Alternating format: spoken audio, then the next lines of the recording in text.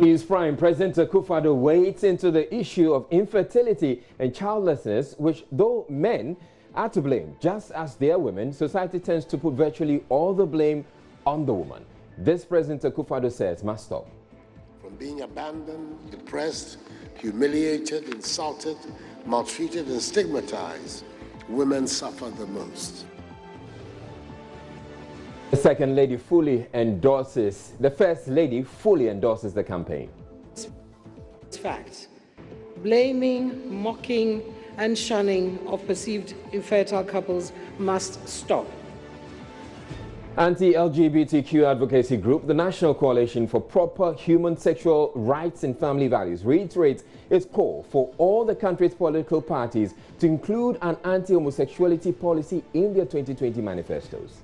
All political parties should include in their manifesto a policy response to the LGBT issue.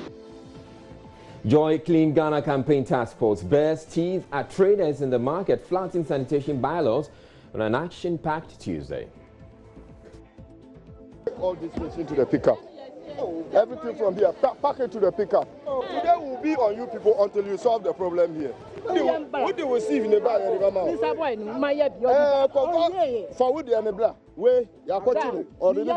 and following from Monday's appeal by the Ghana Meteorological Agency right here on Joy News Prime, it opened up its offices to us so they could show us why they have become very good in their weather predictions and why we should take them a lot more seriously. I'm Israel Lai. Joy News Prime comes to you live from the Joy News studio. Kokomilimi here in Accra with digital address GA09925539. Stay tuned in.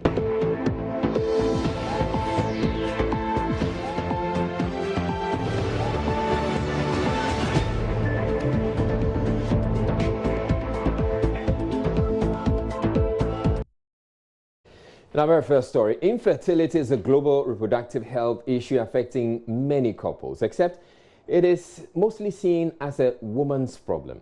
Its prevalence has torn apart many couples and shattered many marriages. President Akufo-Addo on Tuesday took up the issue of stigmatization surrounding childlessness at the 6th edition of the Merck Africa Asia Luminary 2019 in Accra.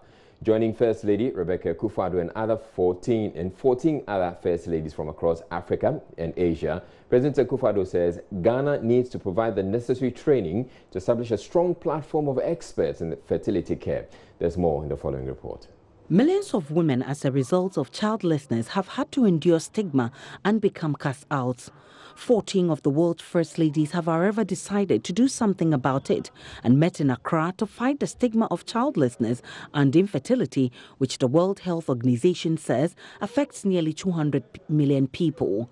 Statistics indicate 186 million people around the world suffer from either primary or secondary infertility, with 50% of cases of a couple's inability to conceive caused by infertility in men. So why have women been largely blamed for the lack of children at home?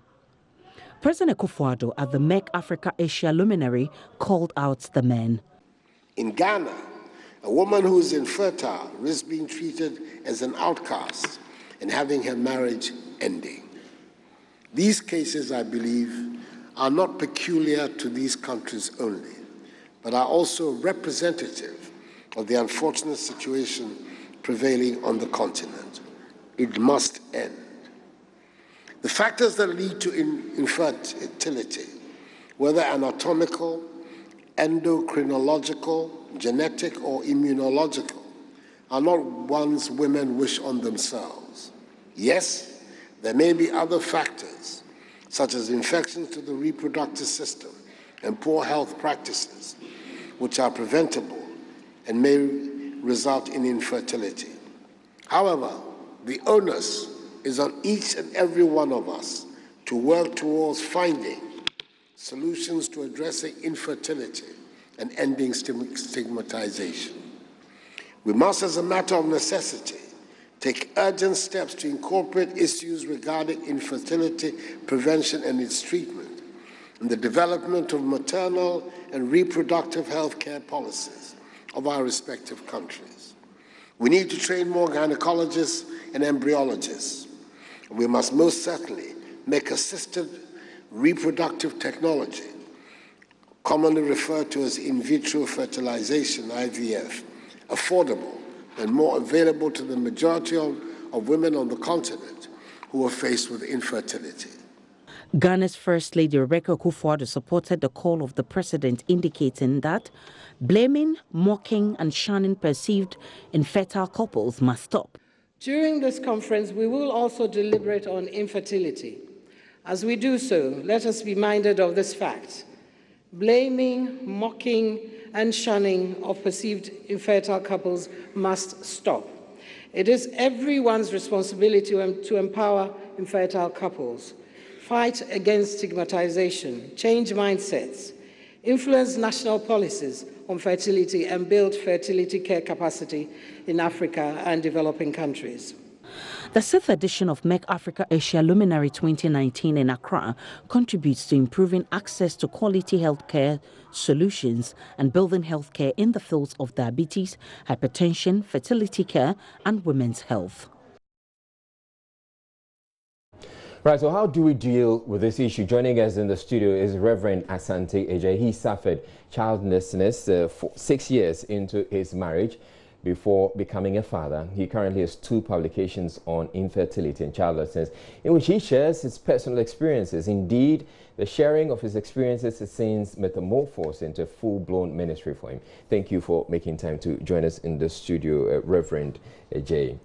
Thank you. Right, we also have on Skype our in-house public health specialist or experts, Seth Kwame Boateng, who recently graduated with a master's in that. Thank you very much, Seth. And we'll be coming to you. He has been doing extensive research on it, and he will be sharing what he knows with us. Now, I want you to help us, or can you help us understand how terrible it feels to be infertile or to be seen as infertile, having endured that for about 6 years into your marriage? Thank you, Israel. Infertility is actually a very painful, lonely road. You know, people, human as we are, we marry, and we expect that we become fathers and parents. Yeah. And so that's an expectation. Then suddenly, for me and my wife, we decided that for the first 2 years, we were not going to get a child. So that was a decision you made? Yes, for the first 2 years, not to have a baby. So in the 3rd year was when we actually began looking for the baby. It never came until the 6th year. And it was painful because... How painful? What was happening? The point is, because we could stop pregnancy, we had thought it would be easy to get pregnant. Okay. So once you don't want it, so you stop it. Now you want it, you should get it. That's the psyche. But it doesn't work that way.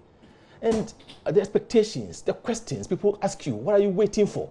When are you giving birth? When are the children coming? What is happening to you? Aren't you a man enough? Don't you have faith? I mean, these are questions that are asked by people who are so close, people who should otherwise be supporting you. Because see, people don't know that infertility is, the Bible says in Proverbs that hope deferred makes the heart sick. So when your hopes for being a father or mother is deferred, you fall sick. And if you're a sick person, you need people to support you. Were you one of those who blamed your wife for that? No. We actually, when we had a challenge in the early years, she was going to the hospital. Those days in the 80s, remember? She was going to the hospital? Yes, she went to see Dr. Fosu Bakun. At the time, he was the leading gynec in Kumasi at Tech Hospital. So she was going, I think she went for the first year or so. Then the doctor asked me to join her. Did you willingly join? I willingly went. And he... Did you think that you were a problem? Well, I didn't think so, but I was ready for a baby. And therefore, if my going was what would help me get a baby, why not? So I went and had to go through some lab tests and then some sperm tests. And then eventually he prescribed some medications for me and said, you should take 3 times daily for 3 months without break. And so... Did that suggest that you were the problem? I didn't ask, but I guess I was a factor. I guess I was a factor too. Otherwise, he wouldn't give me those medications. I don't know why he gave me, and I didn't ask. But I just went and got the medications, and I began taking them. And I think it was in the 6th week of my taking medications, that my wife got pregnant. Unfortunately, she had a miscarriage, I think in the 3rd or 4th month. So we went back. But this time, he didn't give me any prescription. But she got pregnant again, and then God was gracious to us. We got our first baby looking up. All right. We're going to be speaking with Seth Kwame Boateng, as I indicated earlier. He's joining us. It's interesting that the president has brought up this issue now, or the president and the first lady, both of them are talking about this issue now, because this is something you're working on. You have a documentary coming out on that. So you tell us, what is the situation looking like as far as statistics is concerned here in Ghana, or the trend is in Ghana? Well, it's very high, especially among men and women. In the past, we thought it was solely a woman's problem. Now, it's 50-50. When you speak to doctors, they will tell you 30% of the problem is from women, 30% from men, and 30% from other sources, other natural sources. All right. For example, the natural ones, I got out recently that some women are born without wombs, and some don't even have vagina. They don't. These are congenital anomalies, and these are happening. So these are the 30% that that is not coming from either the man or the woman. Right. But let's share an example, a story. One of who I interviewed, for example, they've been married for 20 years, and they are still looking for a child. The man went somewhere and got 3. So the man thought he was not the problem. All right. But when the wife managed to convince him that let's go to hospital one day, and he followed, they went, they did the test and realized the man rather had a problem. So the 3 that the other woman claims the man had to him, where are the 3 coming from? It's a serious issue, Israel. It is a serious issue, even though I'm having to smile about it. But you've also done some research which indicates that increasingly we're having men who are becoming more infertile, and women as well. What have you been able to establish? Yes, it's true. When it comes to men, and it's gradually increasing in Ghana, and it has to do with high consumption, especially men, high consumption of alcohol, aphrodisiacs, and what is it? Smoking. These are toxic to the sperm. So you might be thinking, yeah, you drink, but you're able to perform well in bed. No, sorry, you are firing, but there is nothing in it. And that's what I say. It's an issue in Ghana. And especially children who had months when they were young. All right. Studies suggest 1 out of 10 children who suffer that get their sperms reduced when they grow up. Okay. And it's a major problem. So if you don't get to treat this, it's going to be with you forever. And so how about the women? And the women, we have so many causes, the infections, the sexually transmitted diseases or infections that affect the fallopian tubes. We also have infections like we ignore. Our workplaces, the toilets that we use. I got to know that most men take their infection from there because when they go, they don't clean and they get their urine splashed. Essentially, public toilets. Public toilets. It's a major problem now. And you know, women, when they are born, God gives them between 6 to 7 billion eggs the moment they are born. By the time they reach age 35, their eggs have reduced to about 500,000. So aging is also part. So if you sit down for a very long time, it affects you. It's a major problem affecting women in Ghana now. And I got to know in Israel that some women, the problem may not be coming from the man or the woman. But when they go out now and find other partners and they sleep with, they can get pregnant. But with their own spouses, they can't. The problem is, 1, the female's system recognizes the husband's sperm as antibody. So the moment it releases, the woman's body produces something like soldiers to fight it. Yeah.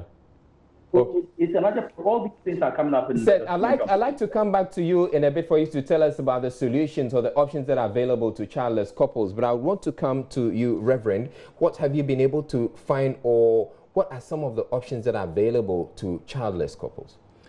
Well, I think for we in Ghana here, for Ghanaians, you know, things don't happen by accident. So for me, we don't overlook the spiritual, because we wrestle not against flesh and blood. This is in the Bible.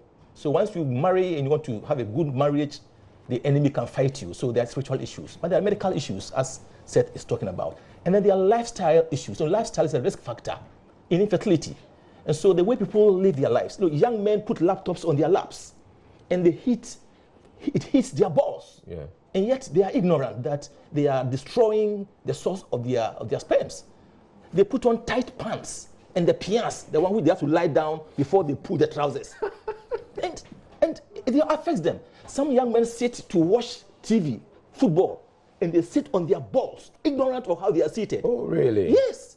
So the lifestyle is a risk factor that people are not even aware of. But just to read something from the WHO website, listen. It says concurrently for the last 35 years, the WHO evaluated semen analysis serially, and the results of each parameter have been consistently decreasing. And it is probable that Western semen parameters combined with the older maternal age will further decrease birth rates by raising the infertility prevalence. So the whole world, infertility is on the rise, and we must sit up. All right. Now, Seth, so I want to come to you, as I indicated earlier. What are some of the options that are available to childless couples? So now technology has advanced, and so most people, especially those I interviewed, most of them are going for the IVF, the in vitro fertilization. And I met one woman who was 54 years, and she had conceived the time I met her, and she was only praying that she's able to keep it till the term is due. But the problem is, when you are above 40 years, it's difficult for the body to hold the baby, to keep the baby until time for delivery. So most of them suffer miscarriage. So miscarriage is very high in Ghana, especially among that age. But doctors will tell you, don't wait until you are above 35. When you have that problem, start early treatment. Right. As Rev said, they test you and get to know what problem you're facing so they can treat as soon as possible for you. But if you delay and you keep losing eggs as a woman, that's where the problem is. But again, it's up to us to encourage the men, because the problem will not come from only the woman. The men are also a factor. All right. The time hospital and got treatment, the better. All right, thank you very much, Seth Kwame Boateng. Now, I come to you, Reverend, as well. So Seth was ending on that note that men should be encouraged to also go to the hospital and get checked out. It's something I believe you'd want to say to them as well. Sure. You see, when my wife and I were going through this period, sometimes she got her menses and I was angry, because you thought you worked so hard that this month it will click. How hard did you work? Well, you know, we work with this ovulation cycle, so you know that around 7 days prior to and around ovulation, you make sure every other day you have sex. And when you've done that, you can relax expecting that it will work. And then when she gets a menses, so disappointing. And I'll be angry. But later I realized that no, I should rather be supporting her and not become angry with her. And when I change my attitude towards her, she tells me, actually, that I got to know this only when I published this book.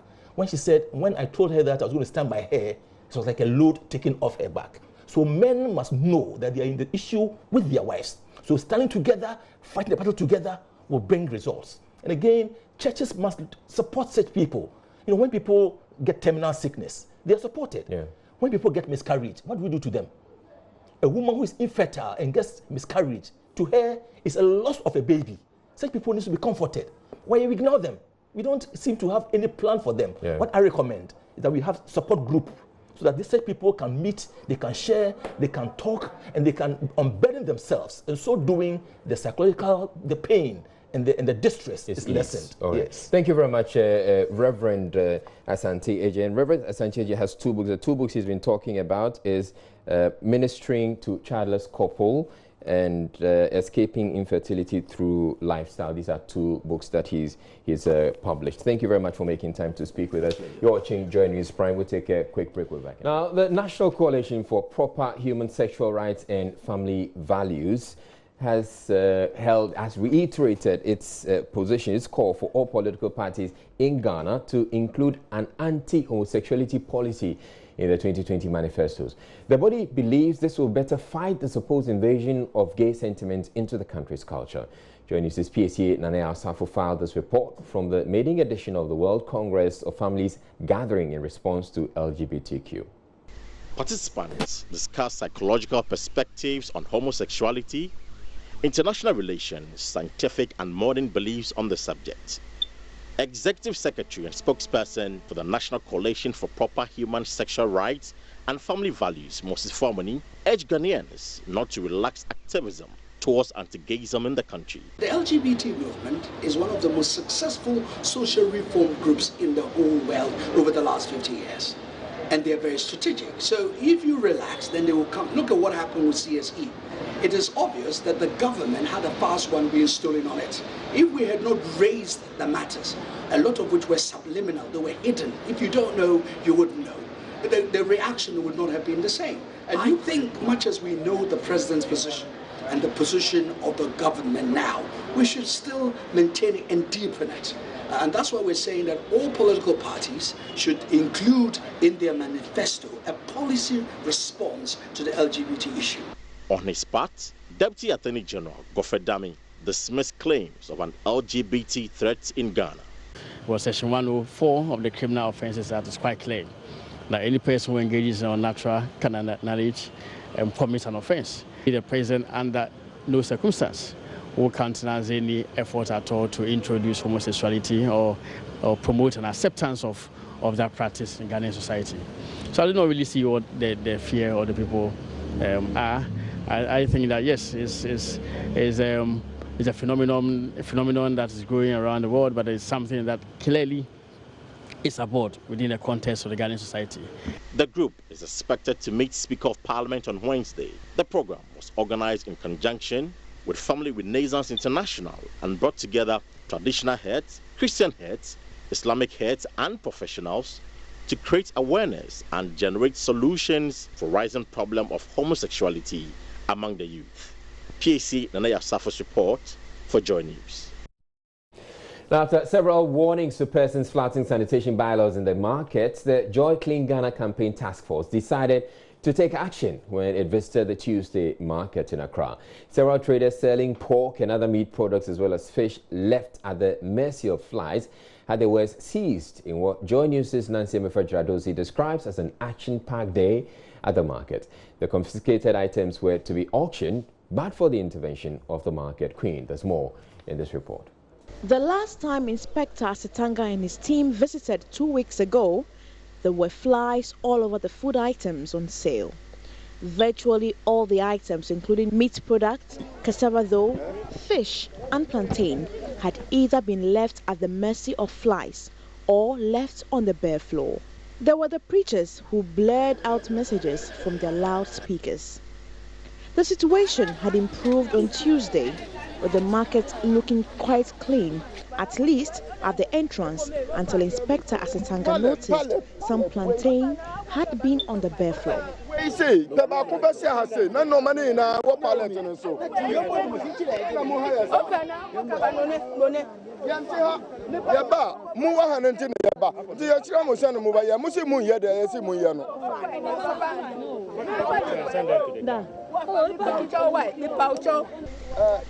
The market was indeed cleaner than what it looked like 2 weeks ago.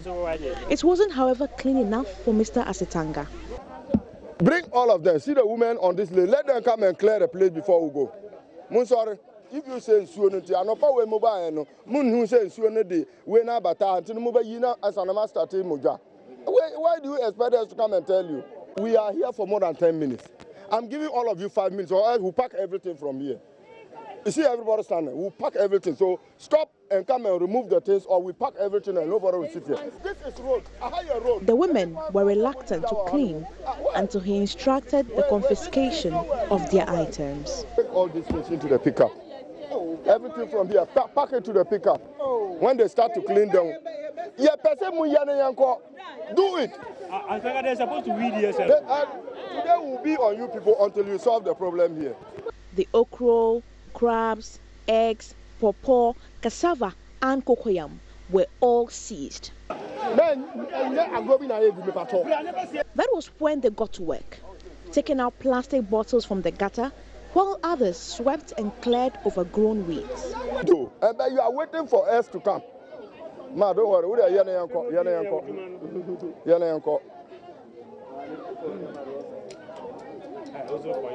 In no time, the entire place was neat. So next time you come into city here, turn and see whether this place is clean before. Now that you stand, look at the drain. Is it not clean? It's clean. Is it for me? It's very nice. Those selling meat and fish had been told to use sieves to keep the flies away from their items. They instead covered them with polythene. I want to say, yes, more motor namne na ye banamo namne man fa sievings ye namna ye be sizi. Oh, monu nu atoke sana ke rubber boy hanu nu sieve. Rubber is causing the meat to ferment, to rot, to get rotten. The rubber is conducting heat and doesn't make the meat safe. So if somebody advises you that if you use the rubber, you are protecting the meat or whatever you are selling, I don't know where you have learned that technology from. The pork seller explained her sieve was not ready.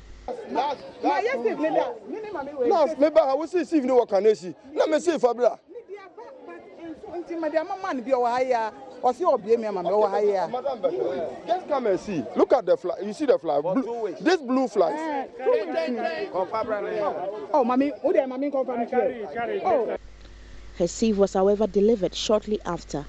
The cowhide, meat, or wilesela was found to have failed to comply. Madam Jadenu, Madam Jadenu,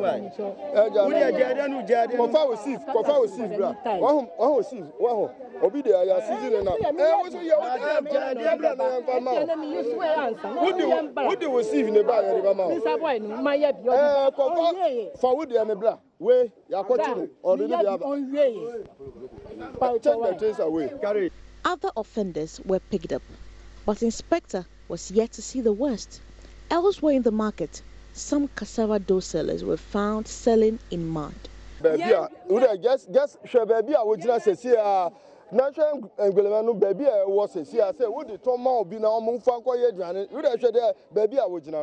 their items were confiscated amidst resistance as they claimed their sieve was still being built. But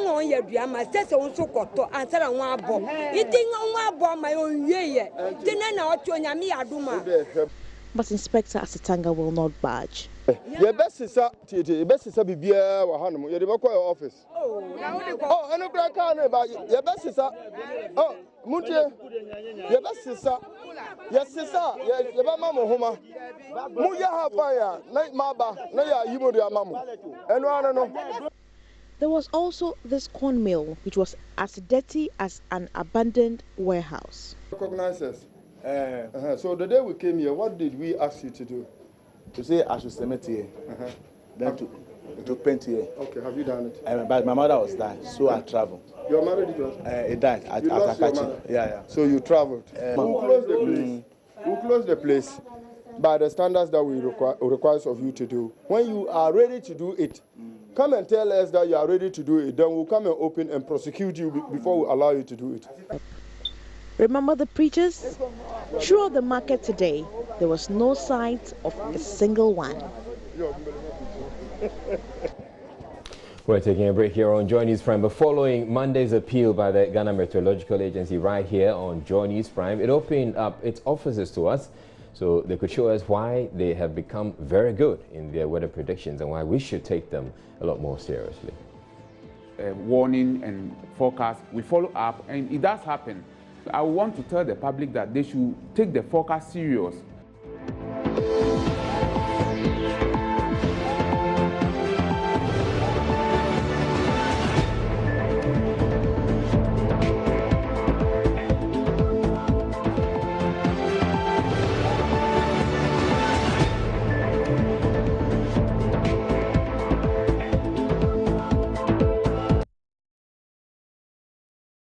The Ghana Meteorological Agency says the continued downplaying of its weather predictions is partly responsible for the devastating effects of the recent rains. The agency admits levels of rain in October 2019 far outweigh that of October 2018, but per their data, but says nothing has changed.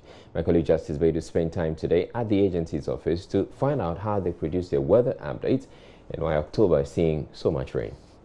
Inside Ghana's Meteo Agency, the people behind weather updates are cracking up the data to generate what the weather would look like for the next 24 hours. This data is actually generated globally. It's a crucial time for them. Prolonged rains wreaking havoc in October, a month not quite known for floods, has set many on the edge. Nothing has changed as such. Our records show that we get rains in October. It is when the rains has led to a flood that is where people get to know that there are rains. We can attribute some of these floods to anthropogenic effects, our human activities. That is why every little rain can lead to a flood situation. But our activities also leads to a flood situation. We identify the winds are having... Johnson Ameho works on forecasting the weather. From Benin to Togo South. He's unhappy people continue to downplay the predictions they make, blaming that for the devastating effect that the torrential rains continue to have on many. Yesterday we gave a forecast out, it has happened. We follow up with the warning, it has happened. And we follow out, we always have our records. Anytime we give out a warning and forecast, we follow up, and it does happen. The only thing is that it might not happen at where you have found yourself at a particular time. Yesterday in the morning forecast gave rainfall. The afternoon forecast also forecast rainfall before the warning came. So if somebody had taken the morning forecast serious, followed by the afternoon one, perhaps that person would have been prepared in the afternoon. October's rains have had far-reaching impact on many vulnerable communities, killing nearly 30 people in the Upper East alone. The agency, which says it is now well-resourced to work in a sector that is constantly changing because of technology, says more rains would come before the year ends. Just how prepared Ghanaians are for this may well be another story. Justice Bedu, Joy News, Accra.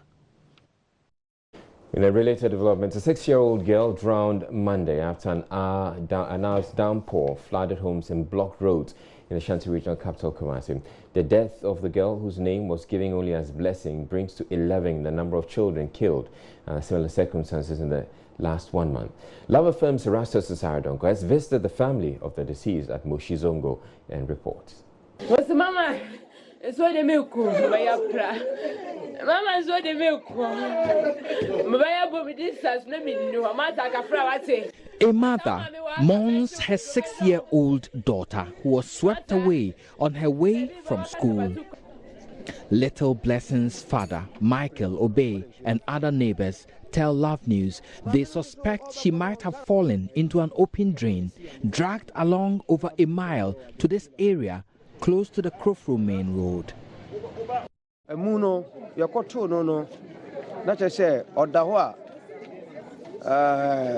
Nanim Hasina Chucha.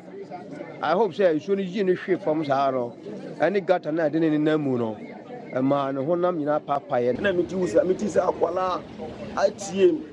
Aqualana, Aquala, no Masoni or Bami, Mammy, and enemy saw me free soon, Johnny Bear, Bar Bell. No one Aqualana, Aquala Soda, Kaya see. In Sonusu Epia, Esako, Aqualani, Sonu Betrinako, and I miss Aqualano, Miss Aqualana, Mipija Aqualano, Nina, Arms, Biana, Midumins, and Miss Sony sing. No, A few meters from the family mourning ground, pupils of St. Paul's Primary School are busily scooping water from their classroom. They tell me there is no class today. Hey,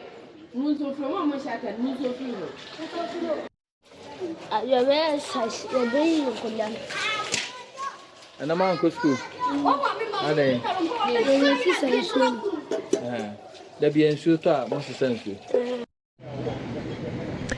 Many houses at Moshi Zongo, Airport Roundabout, Kwadaso, and other areas are inundated with water after yesterday's downpour. Asante Regional Coordinator of NADMO, Kwabena Century, confirms 11 children below the age of 10 have perished in floods in Kumasi in the last 1 month. For about 1.5 months or so, I've lost almost 12 children who are below 10 years. So it's a matter of worry. The last one occurred last night. We had 2 on Saturday when it rained, and I had 1 on Sunday. So you can see that it's continuously. So how many so far? 12. If I'm to add the one that happened yesterday, it's 12. So, and they are all children? They are all children, below 10 years. How did they die? They were swept by the flood. Which areas are we talking about? Not to talk about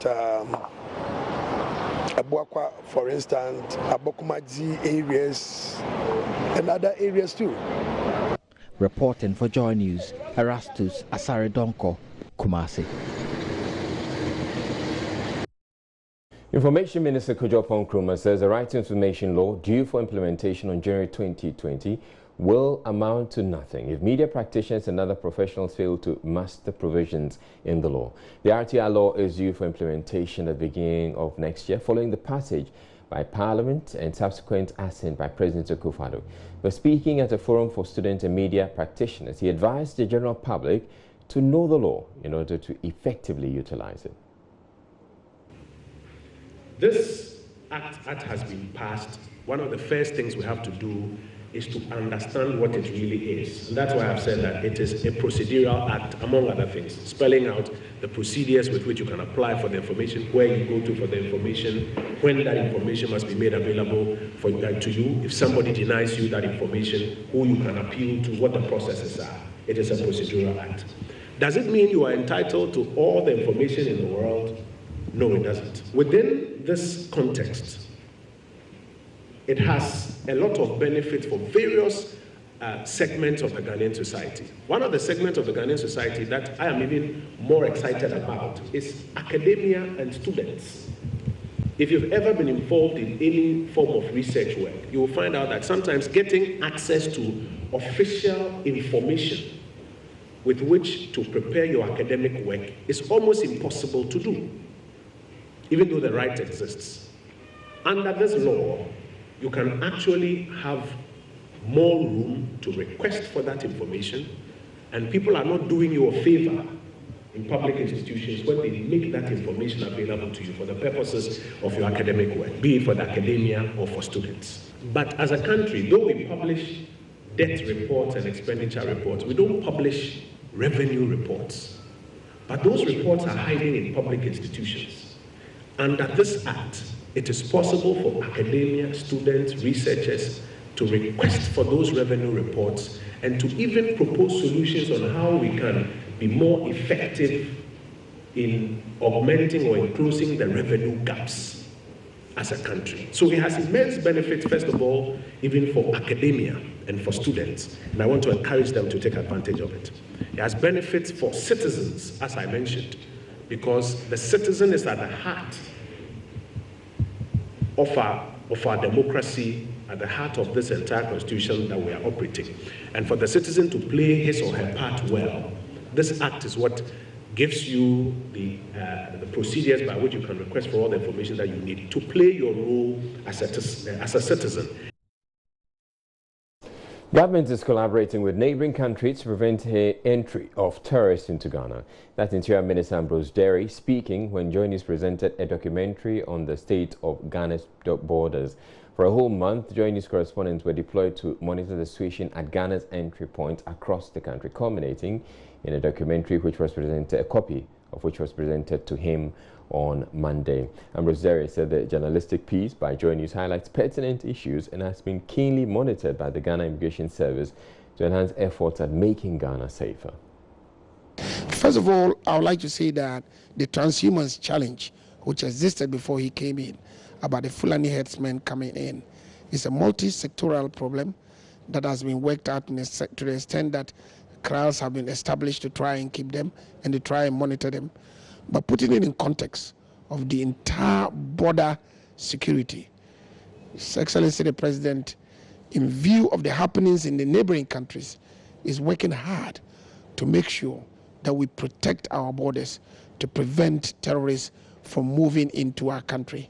And that is why he started Operation Conquest Fist, which is a combined security operation of army, police, immigration, and other intelligence agencies, collaborating with the countries like Cote d'Ivoire, Burkina, and Togo to make sure that we work to get together. So this document that you have brought is going to help us enhance our effort, and indeed, I can assure you that in due course, you would see that the President would lead a program that will make good the concerns that you have brought. But for now, let me acknowledge your contribution and to reiterate that security is a collective responsibility. And when we see the media working in such a responsible manner to come to the agencies to see how we can work together to make sure that Ghana is secure. Now with the immigration, we are fortifying the security, and I can assure each and every Ghanaian that Ghana is secure and will only get more secure. And I also want to celebrate the individual Ghanaian citizens, epitomized by the activity of the Ghanaian citizen in the church, Catholic Church in Hameli, who gave information that led to the arrest of the Burkinabe. Hundreds of millions of Ghana cedis has been invested in the police alone as more equipment have been purchased to retool the security agencies. I would like to thank you and Joy FM for the documentary that you have been running on the borders and the issues that you've raised about the porousness of the borders and what needs to be done and what can be done. I can assure you that the Immigration Service has been monitoring your documentary, and indeed His Excellency the President and the entire government has been assessing the border situation since His Excellency came into power. You recall that when President Nana Addo Akufo-Addo came into power, he put in place a paradigm shift, moving security to the front, because as he did promise every Ghanaian, he wants everybody in Ghana to feel safe, and it's only when we feel safe that his economic program and the agenda, the flagship programs, and the attraction that we put in place for direct foreign investment can take place. So security is key.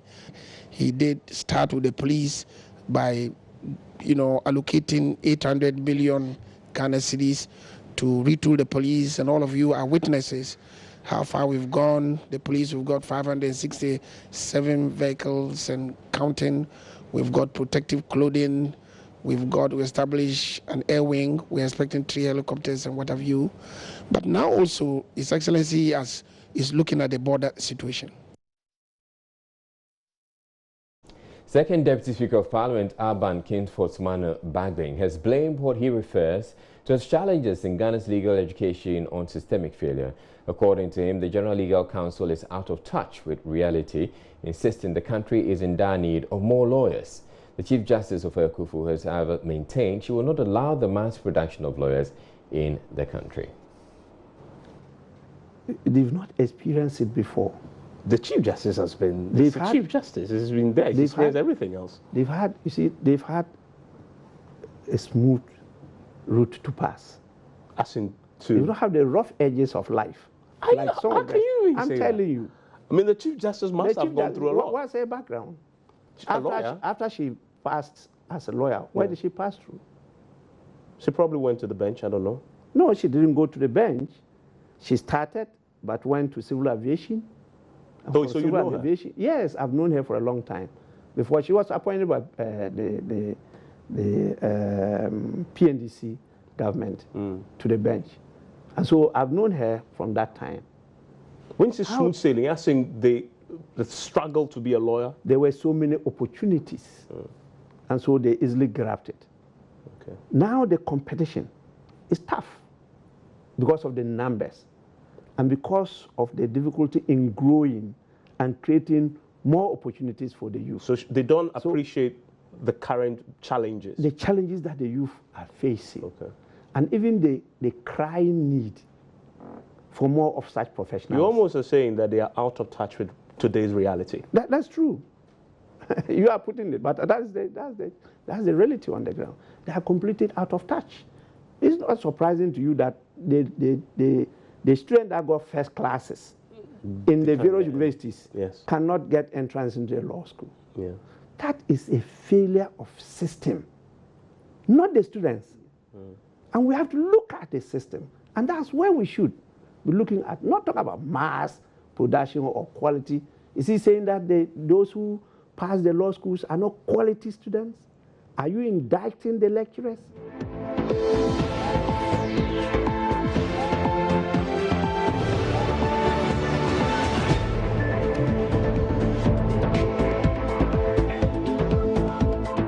It for the bulletin. I'm Israelite. Thank you very much for watching. You have a good night. 10 p.m. Express is up next. That interview with Alban Bagbin. Evan Spencer speaks with Alban Bagbin. You do stay tuned in for that.